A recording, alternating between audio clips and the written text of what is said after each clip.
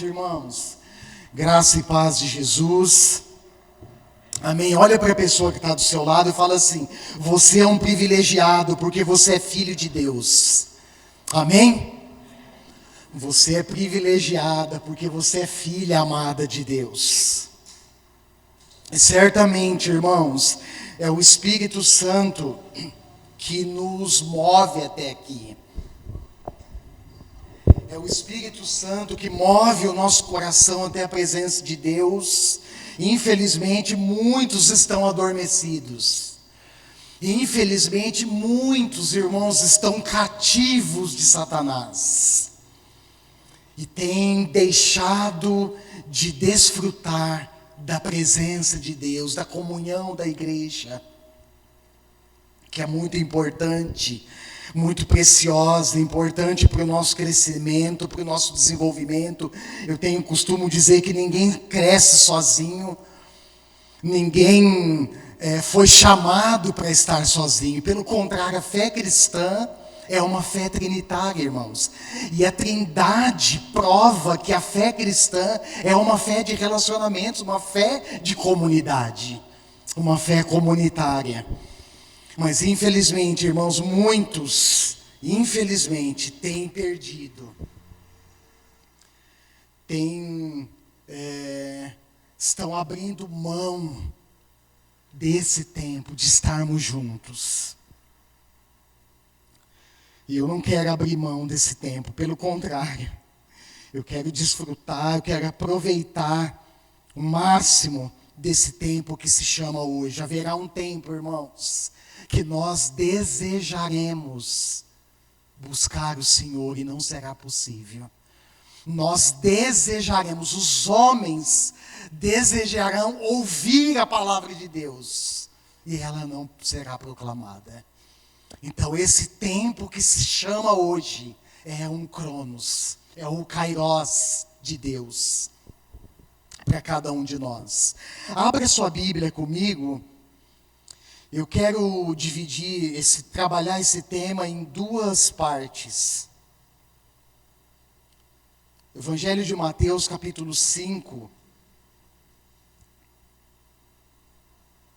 versos 13 ao 16. Eu quero trabalhar esse tema, irmãos, em duas partes. Na primeira parte, eu quero trabalhar um enfoque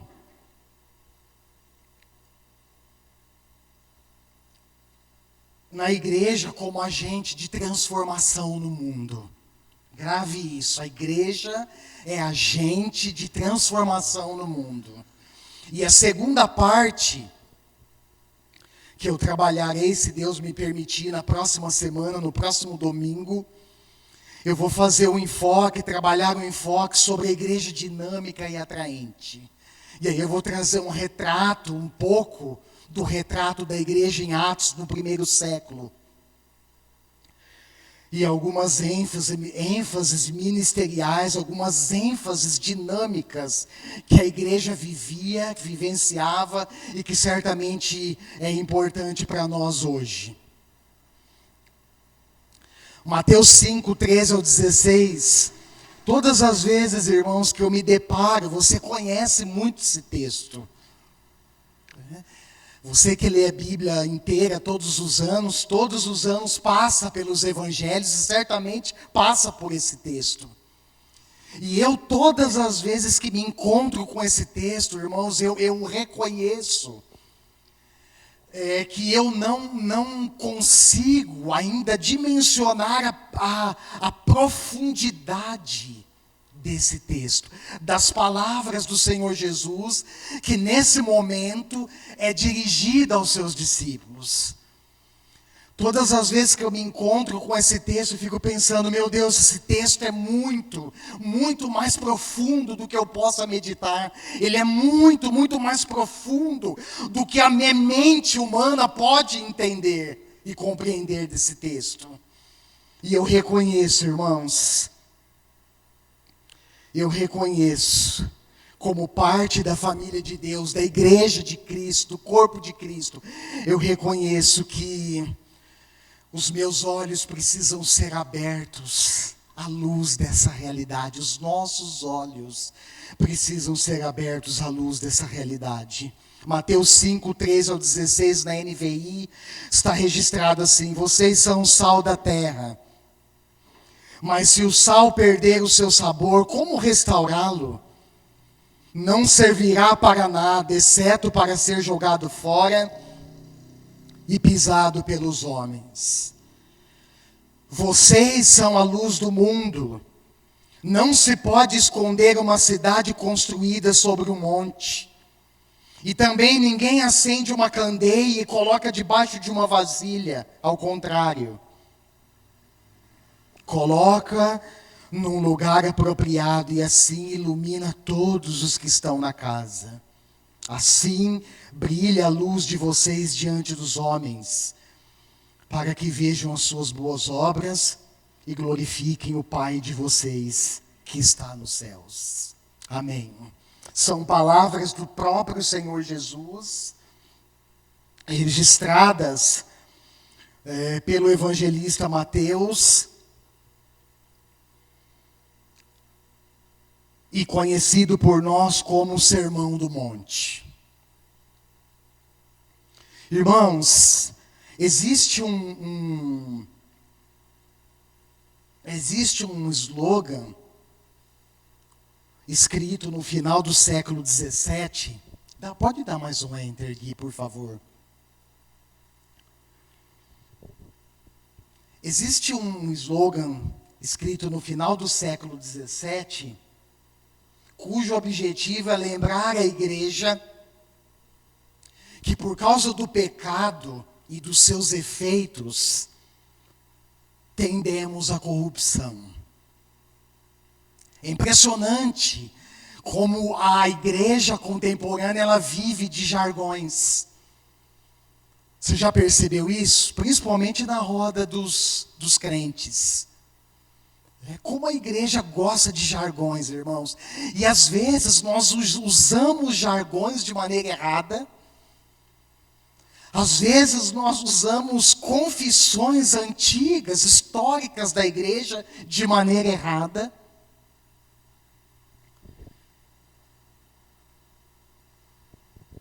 E sem a devida compreensão. Nós devemos compreender esses escritos do passado, irmãos. As confissões do passado. Porque certamente nelas são encontradas muitas realidades bíblicas, princípios fundamentais da fé cristã. E nós devemos também usá-los, sim. Não como jargões, mas de maneira consciente quando necessário. Lembrando da nossa tendência, como pessoas, como seres humanos, de nos desviar da teologia. A nossa tendência de nos desviarmos da piedade. E nós somos um povo convocados, chamados para viver uma vida de piedade, uma vida de consagração ao Senhor, irmãos. A nossa tendência de nos desviarmos, da prática ensinada nas Escrituras Sagradas e confessada pela igreja. Esse slogan é Igreja Reformada, sempre se reformando. Lembra desse slogan? Foi escrito no final do século XVII, irmãos. Nós comumente usamos no dia 31 de outubro, porque no dia 31 de outubro de 1517, lembra? Estou trazendo uma recordação breve aqui. Foi quando Martinho Lutero, monge católico Martinho Lutero, fixa as 95 teses na porta do castelo da igreja de Wittenberg, na Alemanha. E essa frase, ela foi utilizada, pronunciada por outros pais da igreja, por exemplo, como João Calvino. E ela também foi utilizada, irmãos, de maneira errada.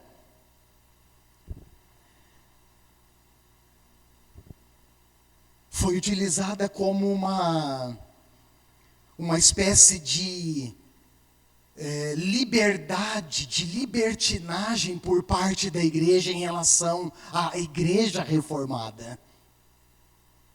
Igreja reformada sempre se reformando. Eu me lembrei desse slogan porque, de certa forma, ele carrega uma semelhança com o tema da mensagem. E eu até arrisquei um esboço aqui, ó, igreja transformada, sempre se transformando.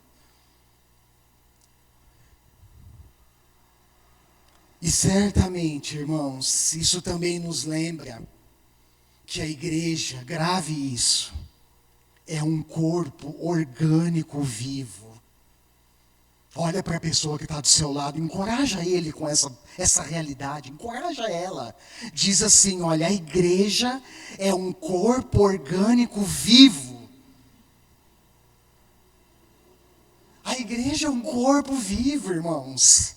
Embora às vezes pareça que esteja morto. Essa era a realidade da igreja lá de Sardes. Lembra na Ásia Menor, Apocalipse 3:1. Se você abrir esse texto, abre comigo, por favor, Apocalipse 3:1. Essa igreja de Sardes, ela ouviu o próprio Deus falar. Olha lá Apocalipse 3:1. Conheço as suas obras. Você tem fama de estar vivo, mas está morto. Conheço as suas obras. Você tem fama de estar vivo, mas estar morto. Sabe o que eu fico pensando quando eu ouço essas palavras do próprio Deus dirigida para a sua própria igreja, irmãos? Eu fico pensando nos nossos dias. Eu tento fazer uma aplicação dessa realidade nos dias atuais e fico pensando, qual será a fama das igrejas que são consideradas vivas no nosso tempo? Você já pensou nisso?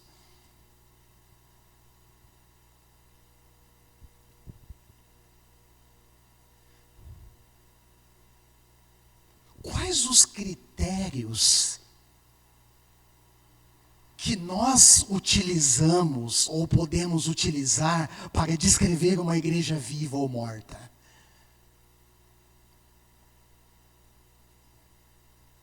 Para você pensar. É bem provável, irmãos, que a igreja em Sardes era bem conhecida da população, com certeza, é muito provável. Porque no passado Sardes havia sido capital de 2 impérios. Olha só. E também era uma cidade construída no alto de um planalto. Jesus fala, né, que ninguém pode construir, ninguém esconde uma cidade construída sobre um monte. Ela é visível aos olhos de todos e certamente a igreja em Sardes era visível aos olhos de todos. E a cidade era construída no alto de um planalto. No entanto, a crítica recebida do próprio Deus retrata a sua realidade. Você tem fama de estar viva, mas está morta. Mas, olha só o versículo 4. Havia esperança na igreja de Sardes. Olha lá, o que está escrito no versículo 4? No entanto, você tem aí em Sardes uns poucos. Olha só, irmãos. Preste atenção na palavra de Deus para a igreja. Você tem aí uns poucos que não se contaminaram, ou que não contaminaram suas vestes. Eles andarão comigo, vestidos de branco, pois são dignos. Abre um parênteses.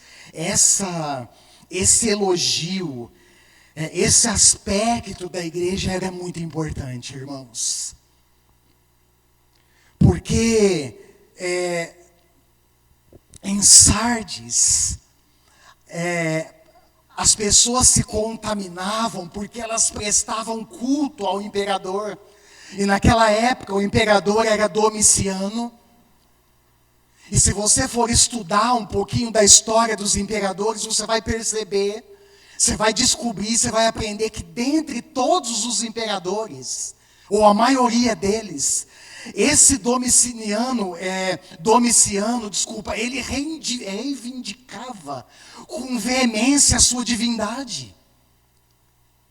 Ele se considerava um Deus da época, e como se considerava um Deus, ele exigia que o culto fosse prestado a ele, em homenagem a ele.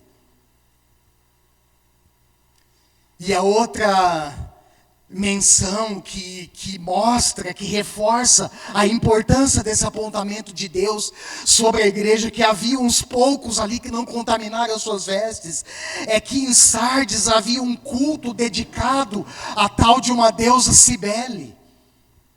E as pessoas prestavam culto a essa deusa, e ela tinha uma fama de ressuscitar os mortos. E os cultos dedicados a essa deusa Cibele, irmãos, enchia de gente. E Deus volta-se para a sua igreja e diz: olha, ainda, no entanto, você tem aí uns poucos que são fiéis, que não se rendem diante de um culto pagão, que não se rendem diante de homens, que não se rendem diante de deuses pagãos, de culturas pagãs, mas que são fiéis ao Senhor. Domingo passado, irmãos, aqui nesse lugar, junto com vocês, eu tive uma experiência com o Espírito Santo. Permita-me compartilhar brevemente com vocês. Eu estava lá no fundo, normalmente no início do culto eu fico no fundo, esperando que outras pessoas cheguem para que eu possa cumprimentá-las e recepcioná-las. Na maioria das vezes isso não acontece, mas eu fico ali, no fundo. E teve um momento, eu já falei isso para vocês, irmão, já confessei isso para vocês.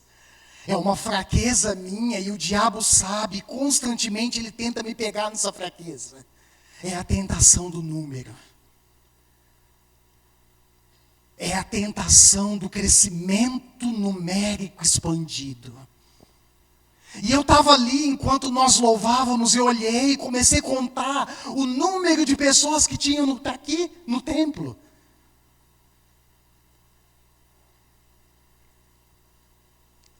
Naquela hora, o Espírito Santo falou comigo. Ele me disse: Fábio, eu prefiro uma igreja pequena, mas com adoradores fiéis.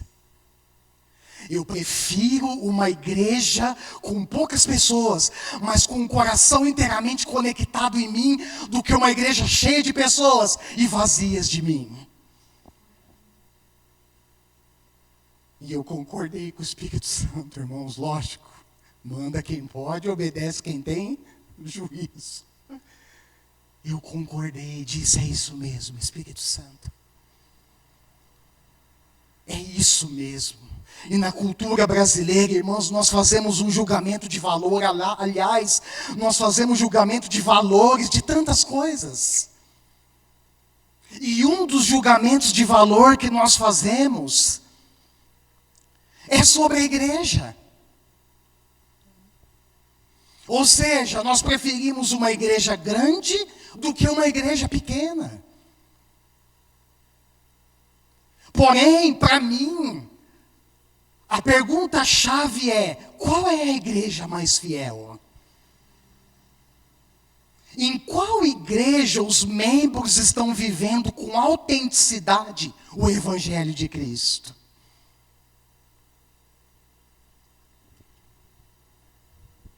Nós precisamos, irmãos, grave isso. Que isso fique latente, ecoando no seu coração ao longo da semana. Grave isso. Nós precisamos prestar bastante atenção no exame e no diagnóstico que o Espírito Santo faz das 7 igrejas em Apocalipse. Nós precisamos, você na sua casa, eu na minha casa, no meu momento de devocional, nós precisamos, irmãos, nos debruçar sobre o livro de Apocalipse, sobre essas 7 cartas que foram escritas para 7 igrejas da Ásia Menor, e nos perguntarmos, como o Espírito Santo nos enxerga como igreja? Qual é a nossa fama diante de Deus? Vivo ou morto?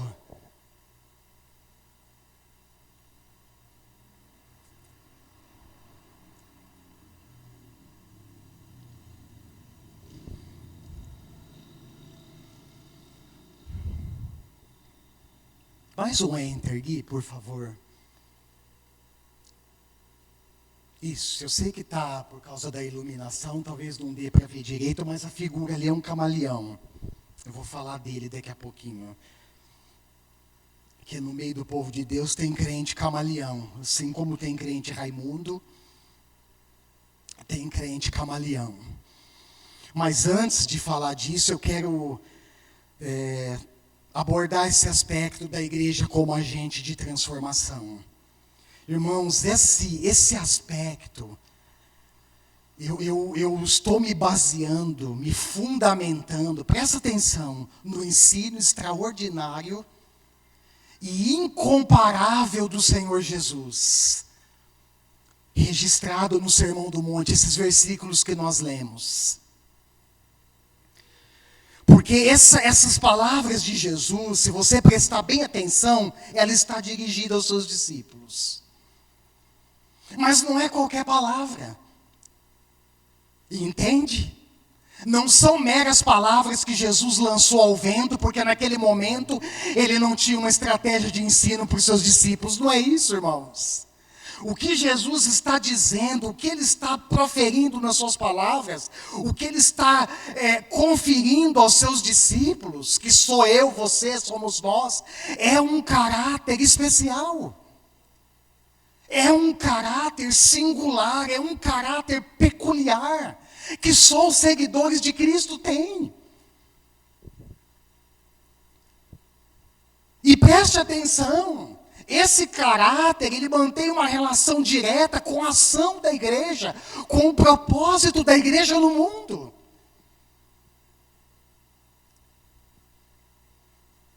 Vós sois sal da terra, mas se o sal perder o sabor, como restaurá-lo? Vós sois a luz do mundo. Não se pode esconder uma cidade construída sobre um monte. Eu trouxe uma candeia lá de Jerusalém, porque Jesus fala dela, né? A candeia é isso, irmãos. Esse objeto simples tinha uma importância naquele tempo tremenda. Porque na maioria das casas, das residências, as casas eram formadas ou feitas de um só cômodo. E para que aquele cômodo fosse iluminado de uma maneira geral, era acendida uma candeia. E Jesus diz, olha, ninguém acende uma candeia e esconde ela debaixo de uma vasilha. Pelo contrário, ele acende e coloca no lugar apropriado para que ilumine todas as pessoas. Essa é a realidade que Jesus imputa, que Jesus se refere quando ele destina a sua palavra aos seus discípulos. E mais uma vez, irmãos, desculpe ser repetitivo. Essa é uma palavra de um caráter tão profundo, tão especial dirigida a nós, que nós muitas vezes não temos a devida compreensão. E por não termos a devida compreensão, nós não vivemos de acordo com essa realidade na maioria das vezes. Jesus usa algumas metáforas aqui para se referir aos seus discípulos. Quais são elas? Primeiro é o sal. Depois é a luz. E nós precisamos entender, irmãos, que embora ambos sejam essenciais, sal e luz, naquele tempo eram elementos essenciais. O sal tinha dupla função naquele tempo: dar sabor e conservar os alimentos. E a luz? Ela tinha função, tem ainda e continuará tendo, de iluminar.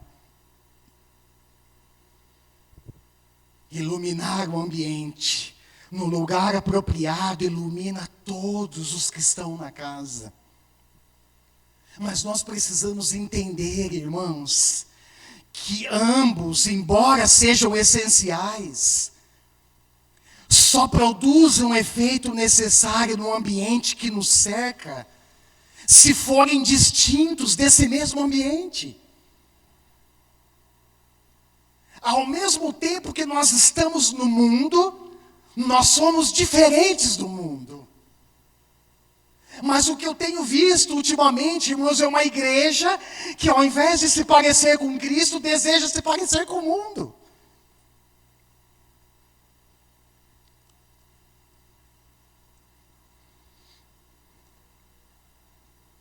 Nós imitamos as coisas do mundo com um pretexto de ser estratégia para atingir as pessoas. Mas nós, irmãos, preste atenção na palavra de Jesus, nós somos diferentes. Nós estamos no mundo, mas nós somos diferentes do mundo.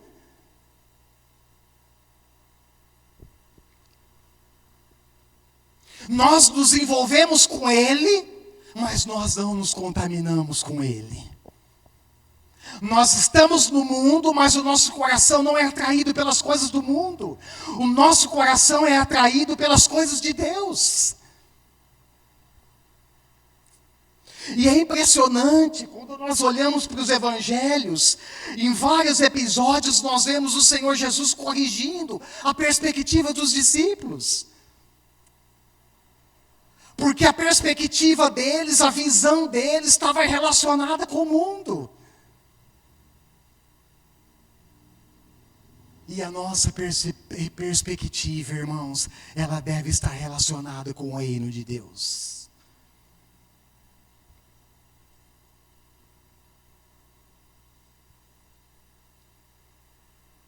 Nas nossas rodas de conversa, quantas vezes nós falamos da igreja, irmãos? Nas nossas idas e vindas, dos nossos compromissos diários, quantas vezes nós convidamos as pessoas e falamos da igreja para elas? Quantas vezes, irmãos, nós temos um coração agradecido a Deus por fazer parte da igreja? Você pensa que nós somos chamados porque nós somos bonzinhos e moralmente corretos?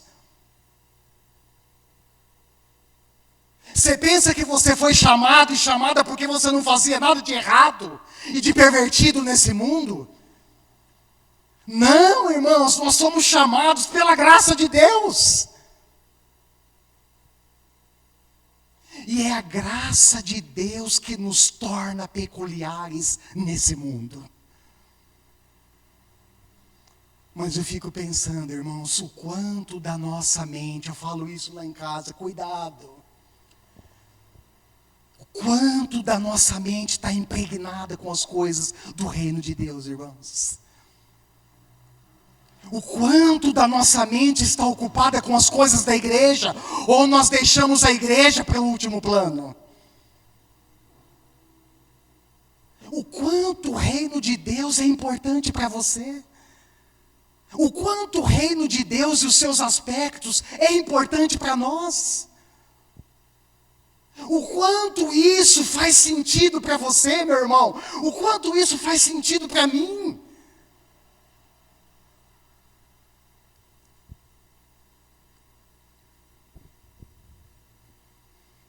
E ao pensar nisso, nessas metáforas que Jesus utiliza para se referir aos discípulos, eu fiquei pensando, irmãos, em algumas coisas. Por exemplo, o que nessa terra precisa de sabor?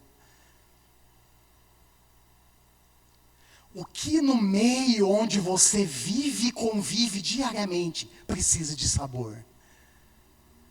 O que no meio, nos círculos de relacionamento, trabalho, estudo, enfim, você está envolvido, que precisa de um toque de Deus, que precisa e tem ali um agente de transformação, e esse agente é você e sou eu.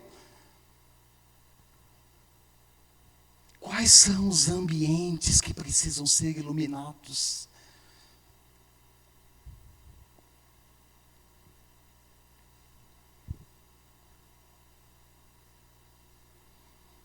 Nós precisamos, irmãos, perceber o aspecto prático desse ensino de Jesus e viver de acordo com ele.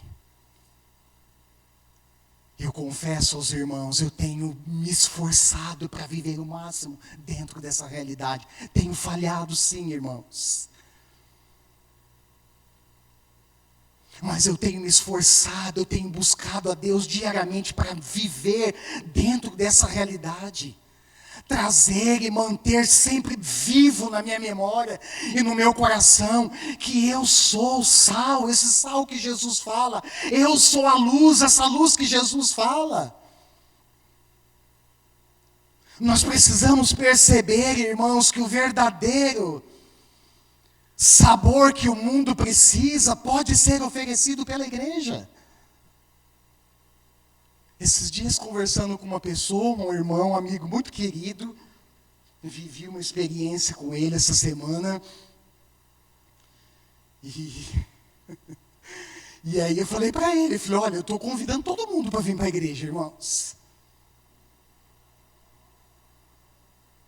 Quem eu vejo, eu convido. Olha, eu sou pastor lá na igreja Rollins, vai visitar a gente, a igreja está de braços abertos, vai ouvir o evangelho. Porque eu acredito na igreja, irmãos.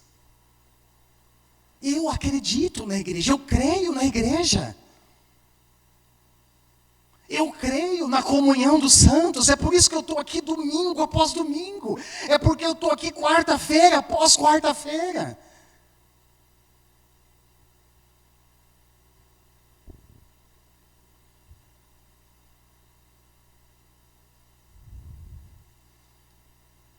A igreja pode oferecer o sabor que o mundo precisa.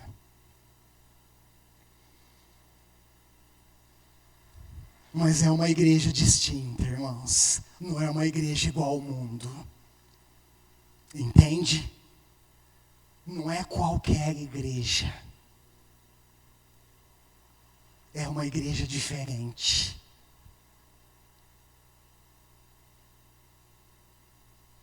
Uma igreja que pratica o que aprende do Evangelho.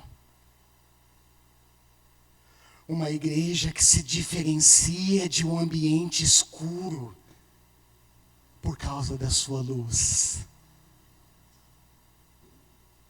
Uma igreja que causa impacto aonde ela chega. Uma igreja que mostra as suas qualidades diferenciadas aonde ela está. Nós não podemos ser, agora entra o camaleão na história.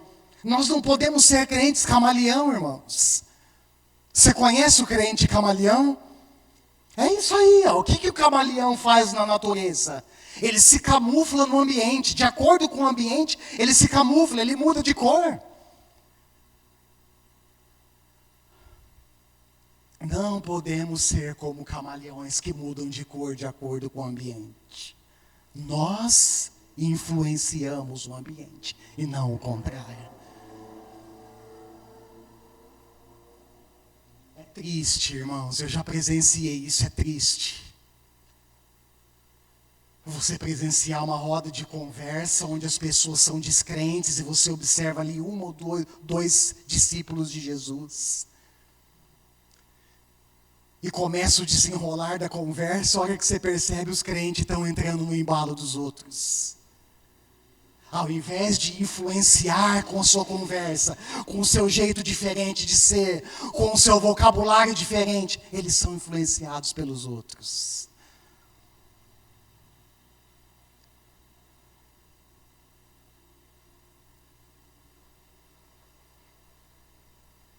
preciso te dizer uma coisa com muita franqueza: não dá para ser crente camaleão, irmão. Não dá.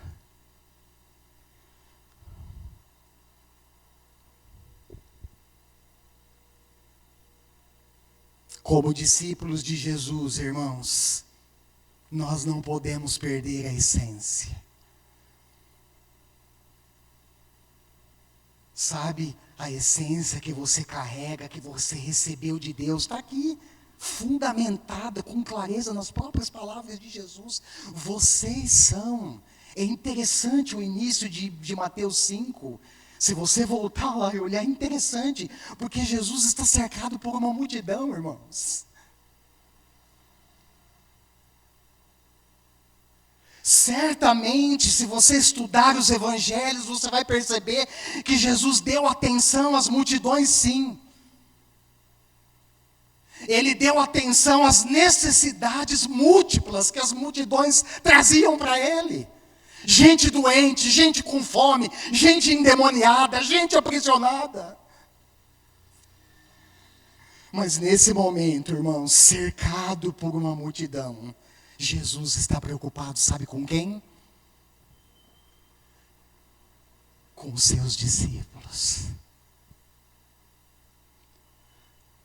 Talvez para você não pareça, mas Deus, Jesus, Ele está preocupado com você. Sabe por quê? Porque você é discípulo dEle e você está inserido dentro do seu propósito.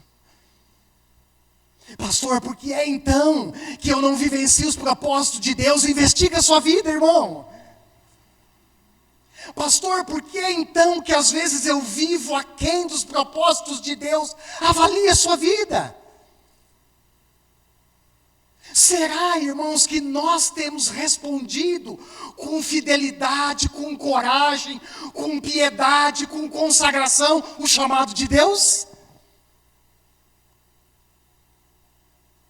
Ou nós ainda estamos brincando do faz de conta de ser discípulo? Jesus está cercado por uma multidão. E eu imagino, quando Mateus registra, isso eu imagino, irmãos, gente de todo lugar. Gente de com todos os problemas. Gente problemática, que certamente ouviu falar dos grandes feitos de Jesus.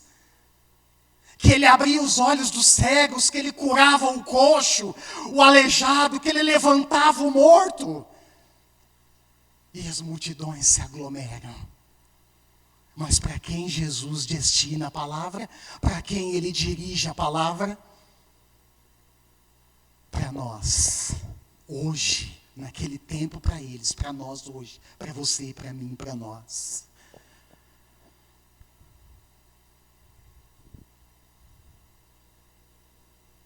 Nós não podemos perder a essência, irmãos, de quem nós somos. Nós não podemos perder a essência de quem nós somos, irmãos. Nós não podemos perder por nada nesse mundo a essência de quem nós somos.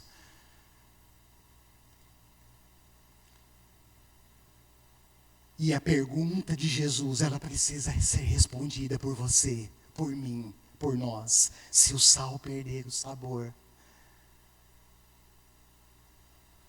como restaurá-la? Numa linguagem de produção, sabe aquele produto que é fabricado e que é quase impossível de reverter o seu estado original? É isso que Jesus está falando, irmãos. A nossa essência, ela é tão especial, irmãos. A nossa essência como igreja, ela é tão importante, que se nós perdermos o sabor, como restaurar? E a sua afirmação, que continua legítima e inalterada: precisa ser encarada por nós. Não servirá para nada, exceto para ser jogado fora e pisado pelos homens. A igreja não pode ficar escondida. Ela foi construída e edificada para se destacar e ser vista pelos homens. Quantas vezes, irmãos, nós estamos escondidos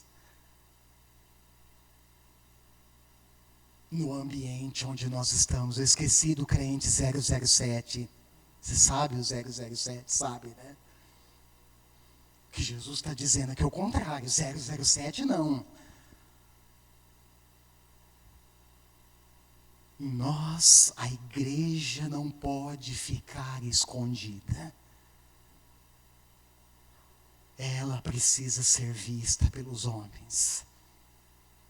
Cada um de nós, discípulos de Jesus, deve refletir a luz de Cristo.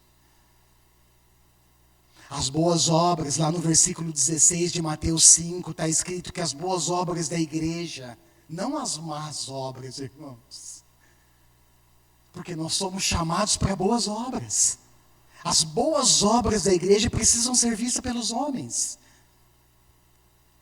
para que Deus seja glorificado. Amém. E eu quero encerrar, irmãos, essa primeira parte, com enfoque nesse aspecto da igreja como agente de transformação no mundo. Eu quero encerrar afirmando a realidade da igreja formada por cada discípulo de Jesus em todas as partes do mundo. De novo, nós somos sal da terra e luz do mundo. Precisamos viver de acordo com essa realidade. A igreja é um corpo orgânico vivo que gera vida numa cultura que gera morte.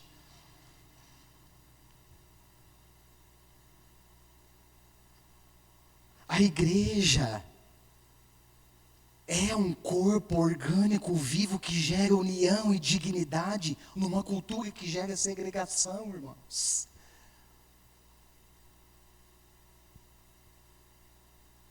Com o advento da pandemia, vocês perceberam isso? A igreja se dividiu em tribos. Até parece as 12 tribos de Israel. Olha lá no Antigo Testamento, as 12 tribos, elas mesmas lutavam entre elas. Guerreavam um com o outro.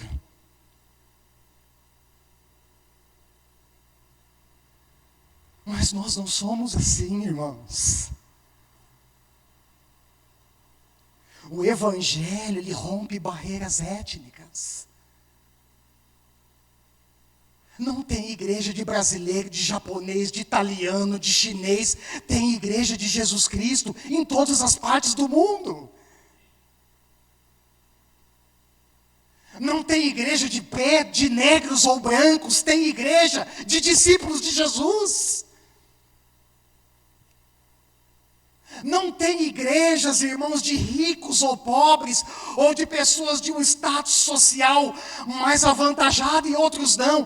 A igreja é a igreja de Jesus Cristo, e o Evangelho rompe essas barreiras entre nós.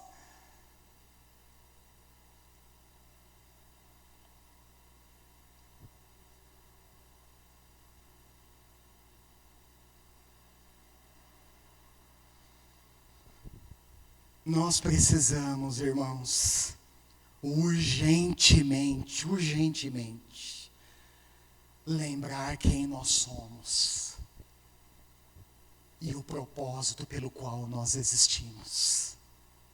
Nós precisamos, irmãos. Nós vamos ver na semana que vem algumas ênfases da dinâmica da igreja em Atos. Nós precisamos avaliar o nosso posicionamento, irmãos. Nós precisamos avaliar e reavaliar as nossas condutas. Nós precisamos avaliar a nossa dinâmica. Nós precisamos fazer uma avaliação de nós mesmos e do nosso compromisso com a igreja. Do nosso compromisso com a proclamação do Evangelho. do nosso compromisso com o crescimento da igreja, do nosso compromisso com o cuidado mútuo entre nós. Nós somos, irmãos, aqueles que cuidamos dos de dentro, mas olhamos para aqueles que estão lá fora.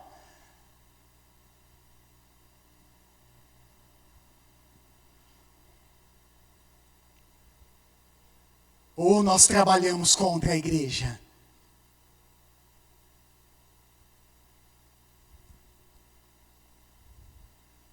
Pensa que está trabalhando contra o pastor, não, viu?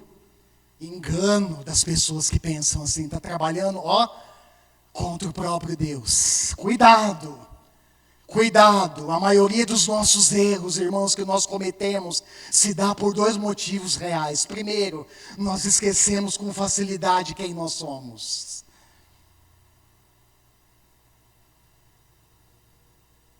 Às vezes, irmãos, nós estamos tão arraigados nesse mundo e com as coisas desse mundo, que nós esquecemos quem nós somos. E segundo, consequentemente, esquecemos do nosso propósito. Ainda bem que Pedro, na sua primeira carta, obrigado Pedro, dá um abraço nele lá no céu, se eu chegar lá. Na sua primeira carta, escrita num contexto de perseguição crescente, irmãos. Olha agora um Pedro maduro, um Pedro cheio do Espírito Santo. Olha o que ele escreve, 1 Pedro 2, 9 e 10. Abre esse texto comigo. Do Novo Testamento, irmãos. Esse é um dos textos que retratam com clareza veemente, com clareza forte, a realidade e o propósito da igreja. Nós decoramos esses versículos na escola dominical, mas o quanto nós vivemos dessa realidade? Olha lá, 1 Pedro 2, 9 e 10. Vocês, porém, vamos ler junto esse texto? Fique em pé no seu lugar. Pode ler na versão que você tem aí. Vamos lá. 1, 2, 3. Vocês, porém, são geração eleita, sacerdócio real, nação santa, povo exclusivo de Deus, para anunciar as grandezas daquele que os chamou das trevas para a sua maravilhosa luz. Não estou nem escutando sua voz. Vamos lá, 10. Antes, vocês nem sequer eram povo.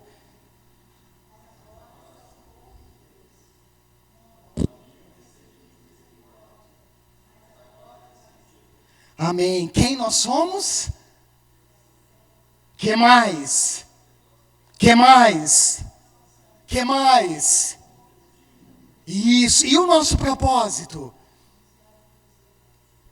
Anunciar as grandezas de Deus. Anunciar as grandezas. Olha que coisa gloriosa, irmãos. Aquele que nos chamou das trevas para a sua maravilha. Pode sentar, por favor. Para a sua maravilhosa luz. O nosso propósito, irmãos, é testemunhar no mundo, para o mundo, as mudanças que Deus tem realizado na nossa vida. Certamente, irmãos, nós ainda não chegamos no triunfo. Há muita coisa para Deus trabalhar na minha e na sua vida. Certamente. Mas aquilo que Deus tem feito, aquilo que Deus já fez, use como um testemunho poderoso no mundo. Testemunhar para o mundo de onde Deus te tirou.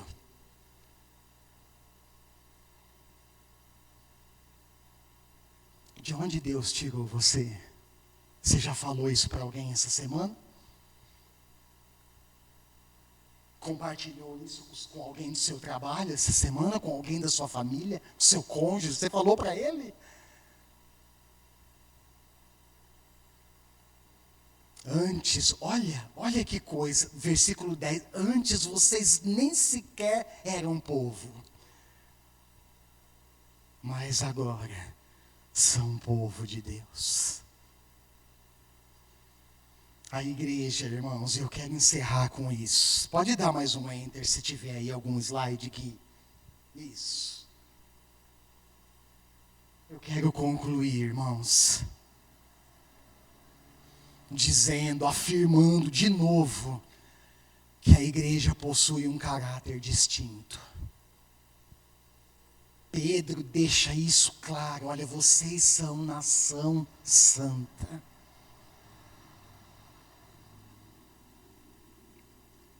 Nós somos um povo diferente, irmãos.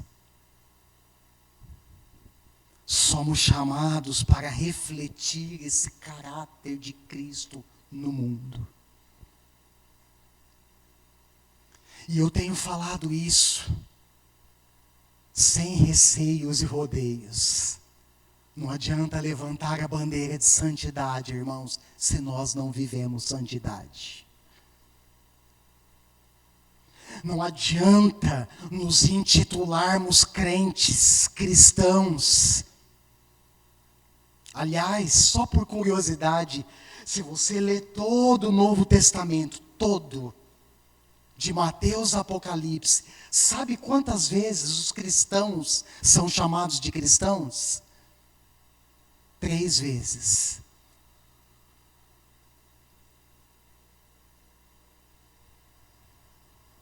Porque a palavra discípulo, que é mais encontrada, ela tem uma conotação muito mais exigente, muito mais poderosa, muito mais forte. Mas não adianta, irmãos, nós nos intitularmos crentes, batermos no peito, se nós não vivemos à luz dessa realidade. Feche os seus olhos por um instante.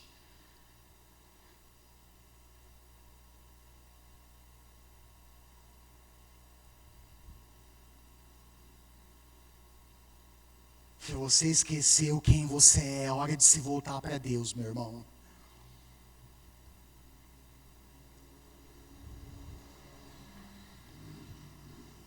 Se você se esqueceu do propósito pelo qual você foi chamado, anunciar segundo o que registra o apóstolo Pedro na sua primeira carta, anunciar as grandezas de Deus, você precisa voltar para esse lugar.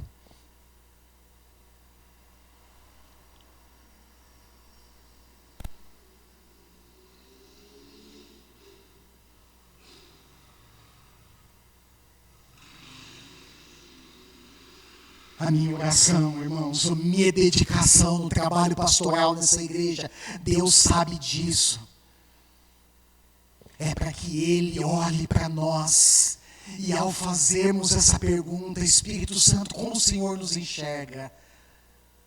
A minha oração e o trabalho dedicado, desprendido a essa comunidade dia após dia, é o anseio de ouvi-lo dizer: eu me alegro com vocês, eu me agrado dessa igreja. Essa igreja é uma igreja viva. Ela tem fama de estar viva e de fato é viva. Essa é uma igreja de discípulos de Jesus, discípulos verdadeiros, que incorporaram o Evangelho, que vivem o Evangelho, que não se camuflam no ambiente, pelo contrário, que influenciam o ambiente por sua característica peculiar, pelo seu caráter distinto nesse mundo.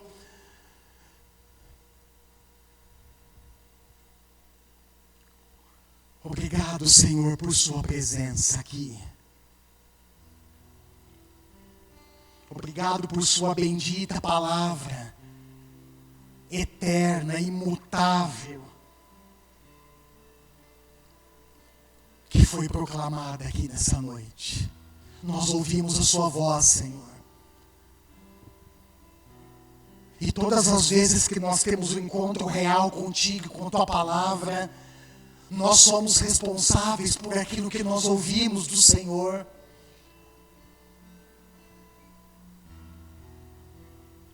A minha oração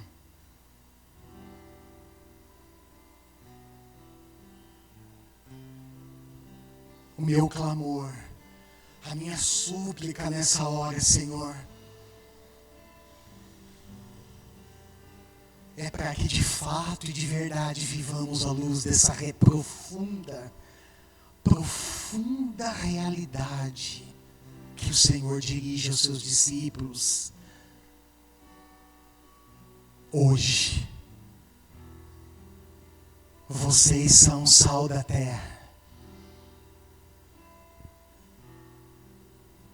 Mas se o sal perder o seu sabor, como restaurá-lo?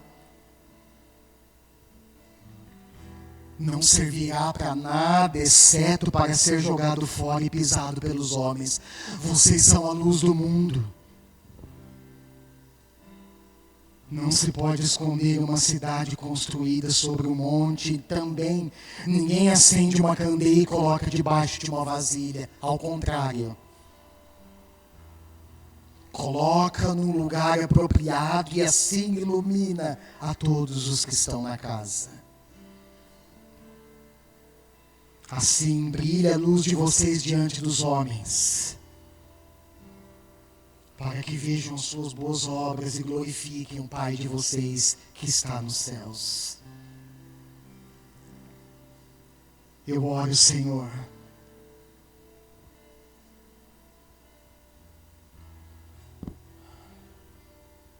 para que essa seja a minha realidade, a nossa realidade, a realidade do teu povo nesse mundo. Em nome de Jesus.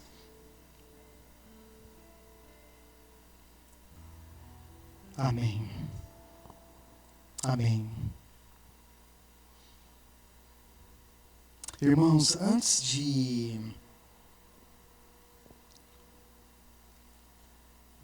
dar os avisos e encerrar o nosso culto, eu gostaria de chamar a fazer um ato que ainda não... As pessoas que vão nos acompanhar, desculpe, posteriormente. Deus te abençoe, você seja encorajado por essa mensagem. Compartilhe com seus contatos nas redes sociais. Deus os abençoe.